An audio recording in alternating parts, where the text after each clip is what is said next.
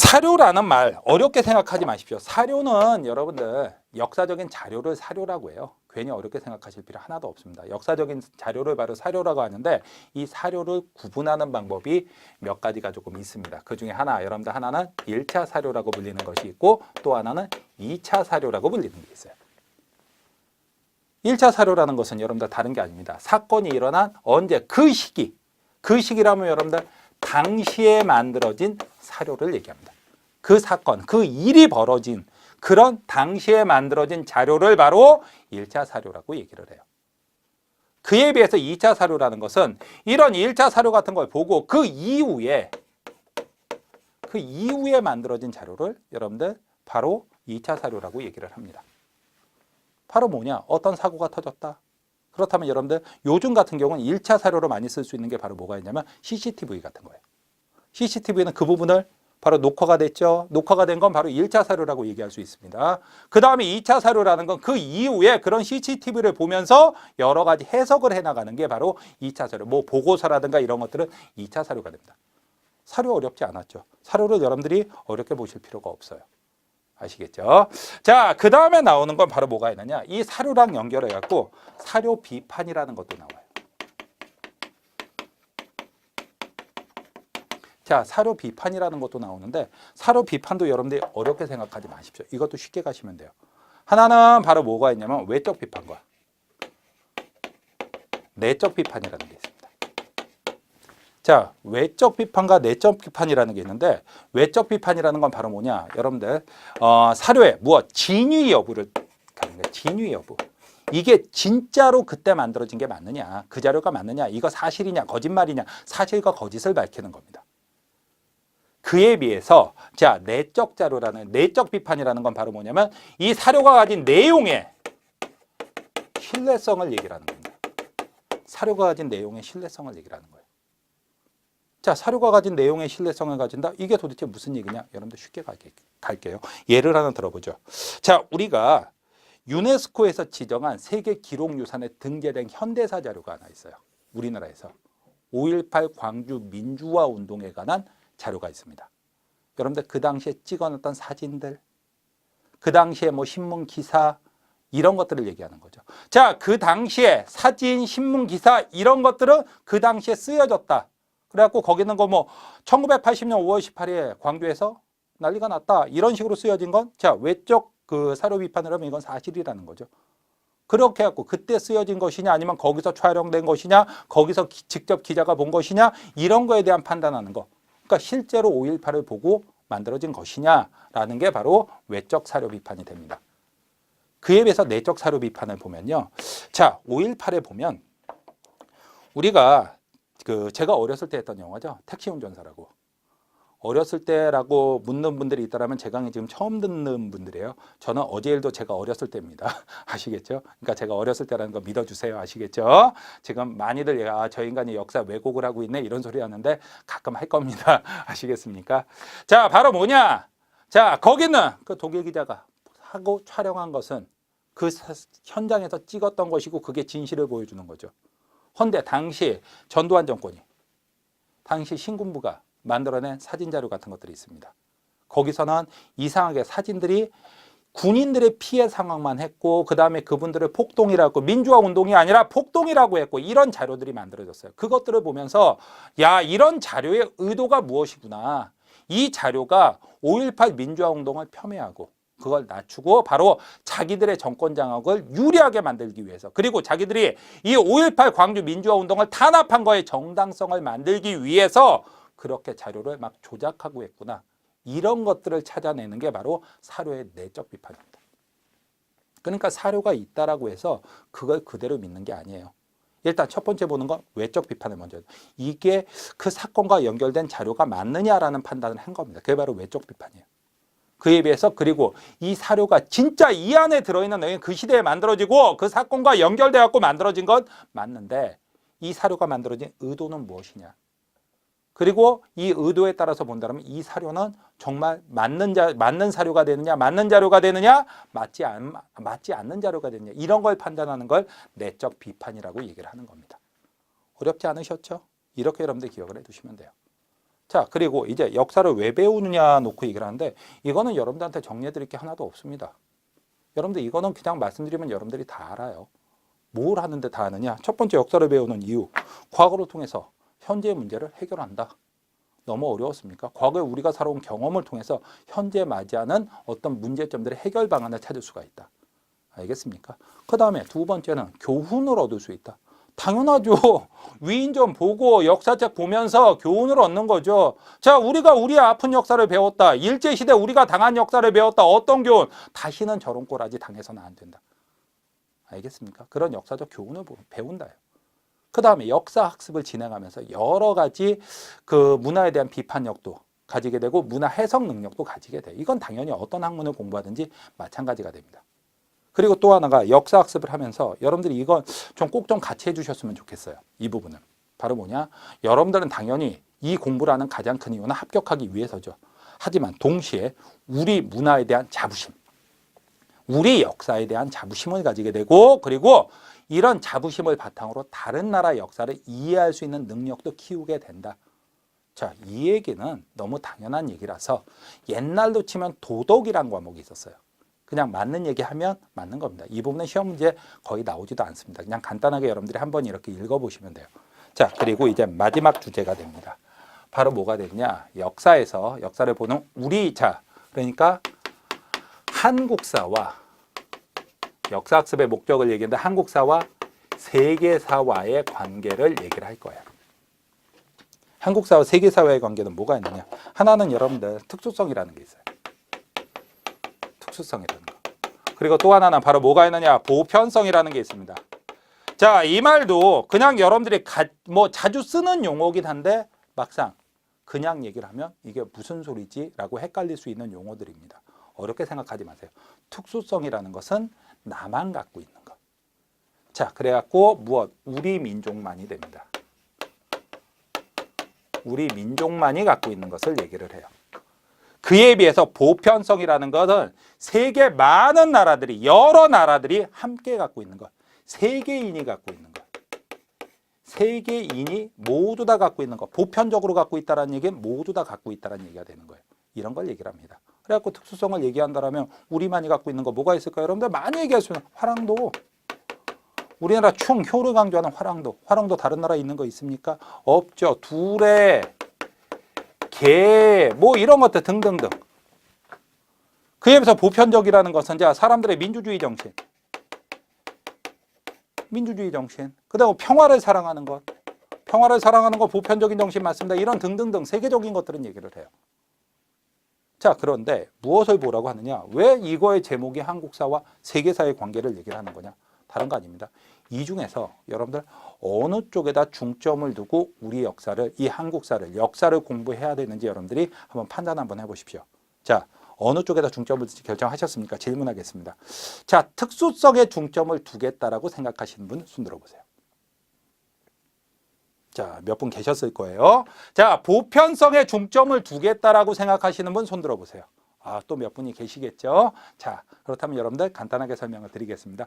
특수성에 중점을 두시는 분, 아, 조금 위험합니다. 아니, 많이 위험합니다. 우리 것만 좋은 것이요. 다른 것들은 안 돼. 이러고 주장하는 분들이에요. 이게 바로 누구냐? 옛날에 일본 놈들 우리나라 침략한 거. 그런 것들. 그 다음에 나치, 히틀러. 그래갖고 이거는 잘못 빠지면 여러분들 이게 잘못되면 어느 쪽으로 갈 수 있느냐? 국수적으로 갈 수 있다. 국수적이. 우리 것만 좋은 것이야 하면서 다른 나라 다 필요 없어. 우리가 다 먹어야 되는 거야. 이거 굉장히 위험한 사상입니다. 다른 나라가 이런 사상을 얘기를 하면 나쁜 놈들, 죽일 놈들 하면서 우리나라가 이런 사상을 얘기하면 그래, 저런 것이 바로 충성이야. 이건 착각입니다. 우리도 똑같은 생각을 가져야 돼요. 알겠죠? 우리 것만 좋은 것이 안 좋은 겁니다. 이건 국수적으로 바뀔 수가 있어요.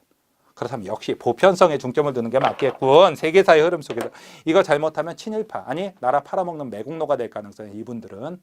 왜? 우리 거 필요 없어. 세계적인 것이 좋은 것이지. 무조건 받아들여야 돼. 이거는 자칫 잘못하면 나라 팔아먹는 매국으로 갈 수도 있습니다. 이거는. 이런 위험성이 다 있는 거예요. 그렇다면 어떡합니까? 둘 중에 어느 걸 고릅니까? 뭐 둘 중에 왜 골라요? 두 가지를 다 해야지. 두 가지를 다 해야지. 자, 세계사의 보편성 속에서도 세계사의 보편성을 인정하면서도 우리 민족의 민족성 그리고 특수성들을 같이 함양해가는 공부를 하는 것이 바로 우리 역사를 공부하는 이유가 되는 겁니다. 우리 것만 강조해서도 안 되고요. 그렇다고 해서 우리 것을 무시해서도 안 된다. 세계적인 것만 좋은 것이 이래서도 안 된다는 얘기예요. 바로 이 두 가지의 조화가 한국사와 세계사에서는 다른 말 필요 없습니다. 이것의 조화만 여러분들이 찾으시면 돼요. 이해가 되셨습니까? 그렇다면 오늘 여러분들한테 할 얘기는 다 했습니다. 자, 간단하게 얘기하겠습니다, 여러분들. 자, 오늘 정리한 거 제일 먼저 나오는 게 바로 뭐가 있었죠? 객관적 사관과 주관적 사관. 객관적 의미의 역사와 주관적 의미의 역사. 객관적 의미의 역사는 무엇을 강조한다? 사실을 강조한다. 그래서 랑케란 사람이 주장했는데 있었던 과거 그대로를 얘기하라. 그에 비해서 주관적 의미의 역사는 현재의 역사가 기록한 자, 현재 역사가 중요하다고 생각해서 취합해서 기록한 기록으로서의 역사가 된다. 이거의 대표적인 사람이 이에치카.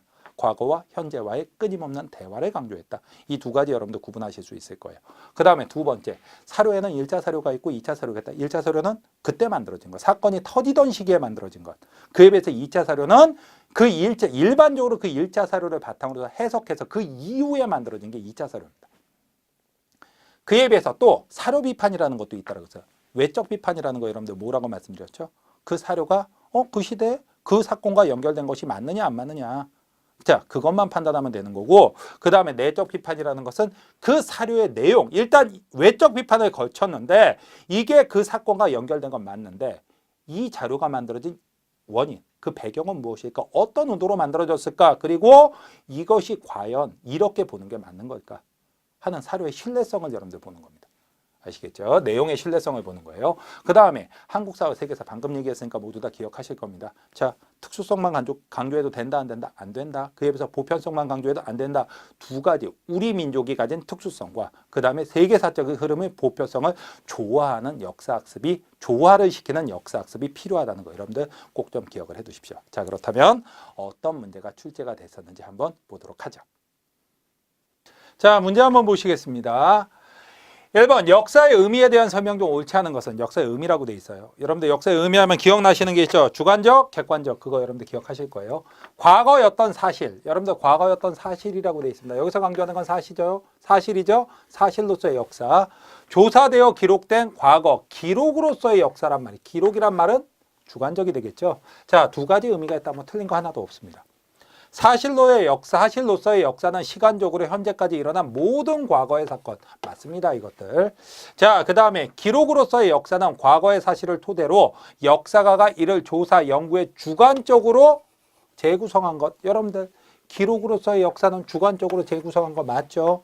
그 다음에 역사를 배운다는 것은 역사가가 선정하고 연구한 기록으로서의 역사를 배우는 것이다. 틀린 거 없습니다.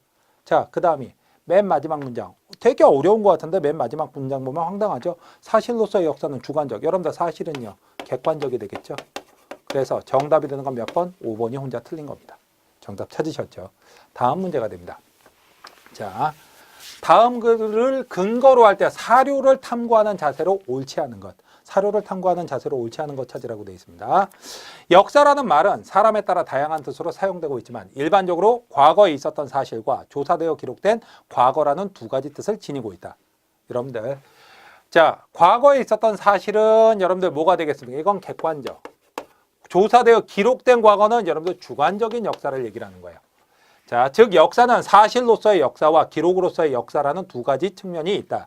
전자가 객관적인 의미의 역사라면 후자는 주관적 의미의 역사를 할 수 있다. 우리가 역사를 배운다고 할 때 이것은 역사가들이 선정하여 연구한 기록으로서의 역사를 배우는 것이다. 아까 문제 풀어봤던 거의 내용이 다 들어가 있죠. 그렇다면 여러분들 한번 보겠습니다.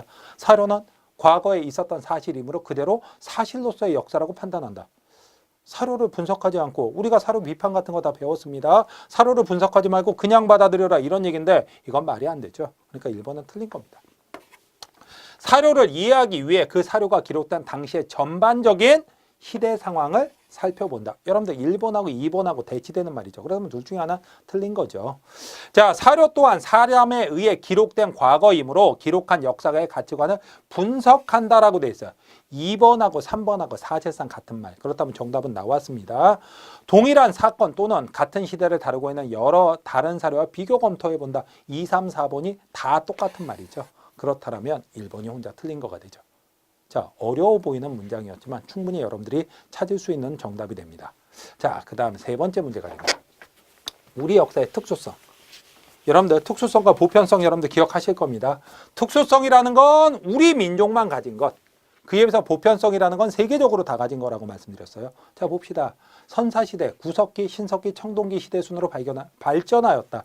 미안하지만 이건 우리만이 그런 게 아니라 유럽도 그렇고 일본도 그렇고 미국은 좀 안 맞는다. 자, 이렇게 발전해 왔죠. 그러다 보니까 이거는 보편성에 대한 거예요.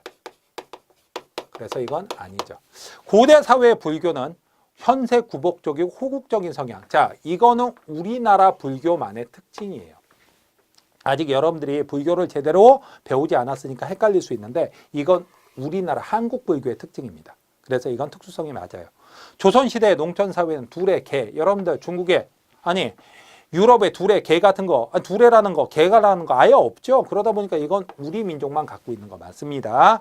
전 근대 사회에서 신분제 사회, 여러분들 전 근대 사회에서 신분제 사회, 이거는 말은 되게 어렵겠지만 다른 거 아닙니다. 시민혁명이 일어나기 전에 유럽에서도 신분이 있었다. 자, 그 다음 미국도 마찬가지로 신분이 어느 정도 있었다. 그 다음에 아시아에서도 신분제가 다 있었다. 그 얘기하는 거예요. 그러니까 이것도 세계적인 보편성을 얘기하는 겁니다. 그래서 정답이 되는 건 니은과 디귿이 바로 특수성이 되죠. 정답 찾으셨죠? 자, 그 다음 문제가 됩니다. 한국사의 올바른 이해에 대한 설명으로 적절하지 않은 것을 해갖고 나왔는데 이거 정말 아무것도 아닙니다. 자, 한국사를 올바르게 이해한다는 것은 우리 역사를 좀 좋게 그리고 자부심을 갖도록 이해하는 방식이에요. 봅시다. 조선이 일본의 식민지로 전락하였던 것은 분권적인 봉건제도가 없었기 때문이다라고 돼 있어요. 이거 좋은 말로 보입니까? 아니면 나쁜 말로 보입니까? 나쁜 말이에요. 왜? 조선이 일본의 식민지가 된 것은 니네가 못나서 조선이 못나서야 지금 이 얘기하고 있는 거예요. 이건 대표적인 식민사관입니다. 나중에 보면 여러분들 알 거예요. 나중에 이제 식민사관을 배우게 됩니다. 그래서 이건 말도 안 되는 헛소리죠. 한국사는 한국인의 주체적인 역사이며 사회 구성원들의 총체적인 삶의 역사이다. 어디 틀린 부분이 있습니까? 하나도 없죠. 그냥 도덕적인 말이에요. 자, 한국사의 보편성과 특수성 문제는 세계사 안에서 한국사를 올바르게 보는 관점을 제공한다. 두 가지가 좋아해야 된다는 얘기니까 맞는 얘기죠. 다양한 기준에 의거해 시대 구분을 하더라도 한국사의 발전 양상에 주목할 필요가 있다. 다양한 기준에 의해 시대 구분을 한다는 얘기는 이건 보편성에 의해서 세계사적인 발전 법칙에 의해서 하는데 한국사의 발전 양상 이거는 여러분들 특수성을 얘기하고 있는 겁니다. 그러니까 두 가지를 조화시켜야 된다는 얘기가 되겠죠. 그러니까 정답이 되는 건 1번입니다. 자, 아직은 워낙 솔직히 말씀드리면 좀 까다로운 부분처럼 느껴지지만 옳은 말, 틀린 말만 구별할 수 있으면 정답이 나옵니다. 그리고 뒤로 가면서 구체적인 사실 배우면서 좀 더 확실해질 거예요. 자, 첫 강의였는데 여러분들 많이 어렵진 않으셨으리라 생각을 합니다. 여러분들 첫 강의 수고하셨고요. 다음 강좌에서 뵙도록 하죠.